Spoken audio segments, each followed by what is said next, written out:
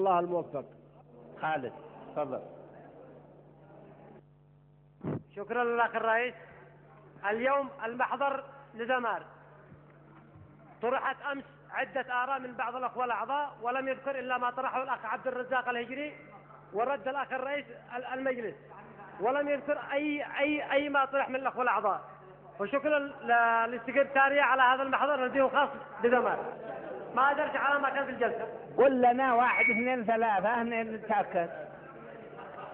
حق الترشيح للرئاسة وحق كثير من الآراء اللي طرح من بعض الأخوة الأعضاء ما ذكر إلا عبد الرزاق الهجري ورد الأخ رئيس المجلس.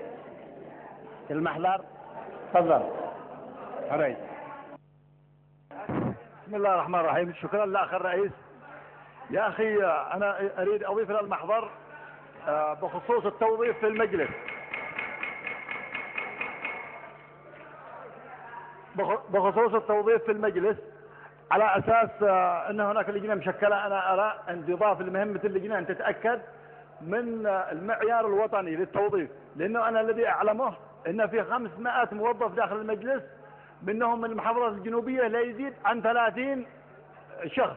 أيضا التوظيف الجديد فيه من 29 واحد من المحافظات الجنوبية، لأنه من مواليد صنعاء ولا كان بيتبع الأولين. ولهذا يجب النظر في الجانب الوطني، مش الوطنية مثل ما صنم التمر نعبده كلنا وتأكلوا لكم وحدكم. شكرا جزيلا. دكتور. شكرا سيد الرئيس. لدي 3 ملاحظات.